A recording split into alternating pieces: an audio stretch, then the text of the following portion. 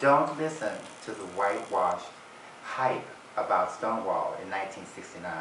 It was black transgender women that were there on the forefront fighting for our human rights, as we are still fighting for them today.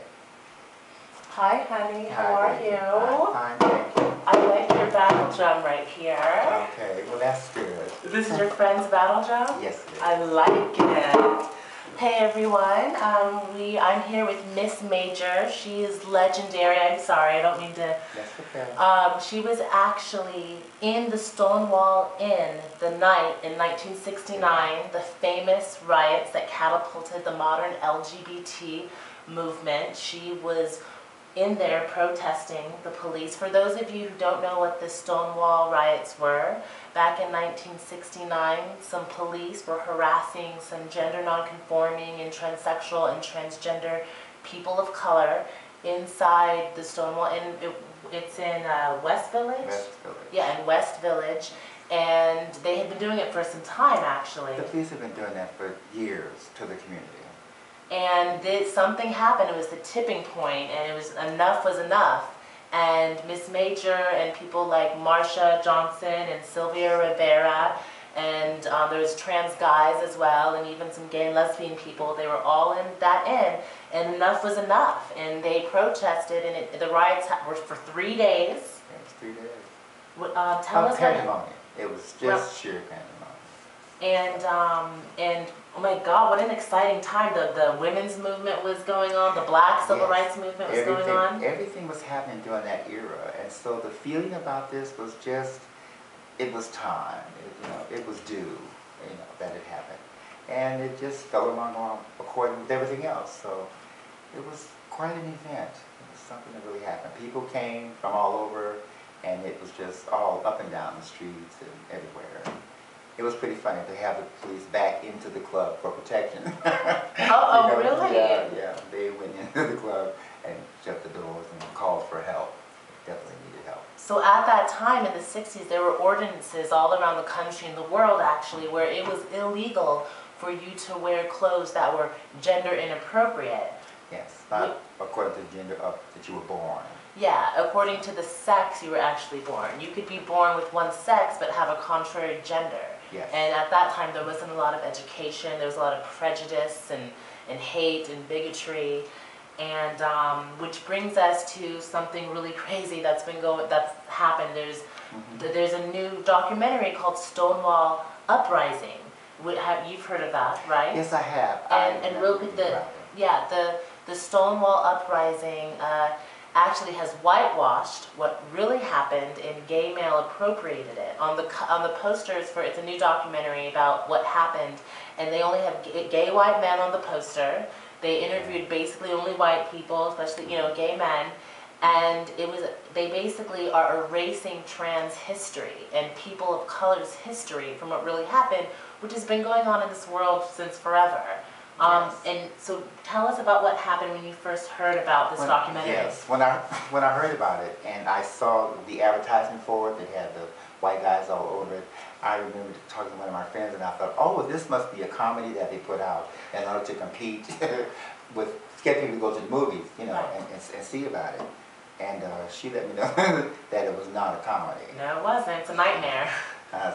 So I've learned, So I went down there because they had it at the film festival. The Frameline Film Festival in San Francisco. And I had heard they were showing it, so I went down to try to meet the person who produced it or directed it, whatever it was, who was going to be there. Because at some of these events, they're there. Right. So I went there to meet whoever it was because I did not know who it was. And I went there to do that. I would talk to some of the people outside the theater to tell this person that I was there, and I wanted them to come out and talk with me because I'm from New York and I was one of the girls involved in this, and knew Sylvia and Marsha and some of the people, and Stormy who was there. And they said, oh, okay, we'll be right with you, and we'll go and get them for you. And they left me standing outside, shut the door, and disappeared to go get them. And I stood there, and I stood there, and I stood there. No one came back. They had you waiting outside the theater? Standing outside the theater. That is so symbolic of how the transgender and transsexual community has been waiting outside for 4 decades now. And still waiting. And still waiting. They really had you waiting outside the theater. Yeah, waiting outside. And no one came back. Do you think they were a little? Do you think they were a little alarmed that an original Stonewall veteran was outside? I think it threw them off their axis in a sense. You know what I mean? Because the little gay person stuff that had talked to me looked kind of shocked. Did you hear about? Speaking of shocking, I was telling you earlier about Stonewall UK, which is actually an organization in London. They're called Stonewall UK, but get this. They are called the Lesbian, Gay, Bisexual Charity, which is crazy because the word Stonewall is about the Stonewall Inn that transgender people initiated. So how are you going to exclude transgender people from your organization? How do you feel that Stonewall UK excludes trans people from your organization? You know, it doesn't make any sense. If you're going to do this thing and copy somebody, then copy them right. Since it's LGBT here, it should be that there. And technically, the T should be first. It should be first over here, and it should be first over there. Stonewall UK is under a lot of Stonewall UK is under a lot of controversy right now because they released this anti-bullying DVD, which is actually a bullying DVD because they have gay kids in there using the T word, TRANNY, which is a very derogatory and dehumanizing slur that misgenders people, and it really stemmed from objectification and misogyny. And there's just like a lot of white gay males that are so adamant about reclaiming that word, but it's not really theirs to reclaim. Yes. I mean, hate speech is hate speech. You know, I'm just like I don't want white people using the N-word because they think it's cool in hip-hop music videos. I don't really appreciate drag queens and gay men using that word, or now straight girls are using it too as an insult. Yeah, And that's what I've been hearing. yeah, it's just amazing. So you were friends with Sylvia Rivera? Yes, I knew her, and the rumors and the word that you hear about her and all the different things that go on is that she was a drunk and she went to events tore up or high, and she was a crazy person and didn't have a sense about her. And that's bullshit, you know. All of us drank, and at the time, a lot of us tried and did drugs, but it wasn't something that everybody did in excess. And it wasn't something that she did that got her involved in stuff that she did. She did that because she cared about people.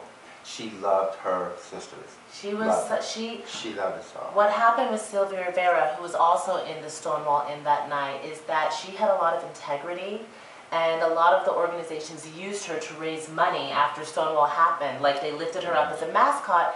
But the thing about Sylvia Rivera is she wasn't going to sell out like a lot of other token trans toms have been doing over the decades, and she would speak out against Gay Inc., which is an entity that oppresses trans people, and it creates this like Animal Farm symbolic, you know, level of oppression where an oppressed group of people started oppressing their own, and she spoke out, so they basically slandered her and tried to tear her down. So you can't always believe some of the reports you hear, you know? And it's stuff that white people have been doing to people of color, minorities, ever since they landed at Plymouth Rock. Yeah, Columbus Day. You will never see me celebrating Columbus Day. That's BS. So how do you feel about the appropriation and the misrepresentation of transsexual and transgender issues by, you know, the gay and lesbian hierarchy in the LGBT family? How do you feel about that? It's aggravating because the thing is that, you know, we're supposed to get along and work together. We're supposed to be family, you know what I mean? And yet family has disagreements with themselves and stuff like that. But it's not something that should be doing, especially in this community. And they should definitely not be taking their class, their power, their privilege, their whiteness, and lording it over us and trying to put us down. You know, I don't feel that it's fair to take for somebody to not only knock you down, but then put their foot on your throat and tell you it's your fault. I'm sorry, that's not how this happened. Yeah, right now there's just, you know, a lot of people in the trans community are calling for a civil war. There's a lot of people who are still trying to give, you know, Gay Inc. a chance. And right now what needs to happen is the gay and lesbian community needs to really include properly, accurate, you know, for real. Not like we don't want, it's a very dysfunctional family and we want it to be harmonious and real. People need to understand that sexuality is not the same thing as gender reality and medical conditions and chromosomes and birth challenges. You know, transsexual issues keep on being gay appropriated, and it needs to stop. The trans face needs to stop. Yes, it does. Well, it's a matter of the thing that they're doing is, this is our reality. This is who I am.